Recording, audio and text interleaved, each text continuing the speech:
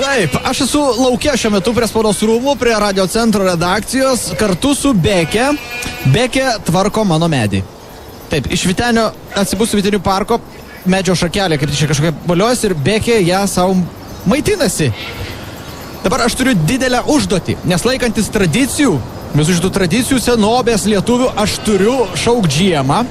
Ir kad žiema ateitų ir ožkų ganyt, kaip dabar man atsibus su Vytenių parke netektų daugiau žiemos. Aš turiu apvest Bekę aplink vieną iš tebūnė aplink šitą medį 3 kartus.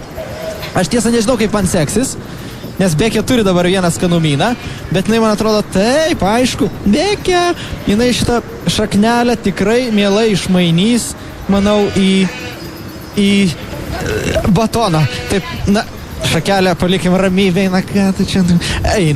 Einam aplink medį. Einam, Bekė, kaip reik šaukš, ožka, ožka aplink medį, žiūrėkit, einam vieną kartą, Bekė.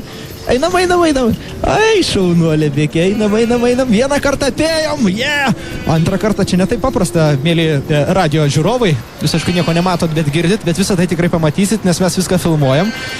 Bekė, antrą kartą bėgam vaikelį, jauna Bekė, dar metukų neturi, tokia apyžioplė viškioškytė, bet nieko.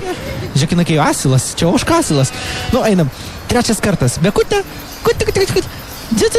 ai, geras. Valio, mes apibėgom 3 kartus aplink medį, žiema ateis, ožkų ganyt man nereikės. Matyt, kad, ne taip jau čia ir paprasta, jūs galvojat, bet čia paprasta, pabandykite.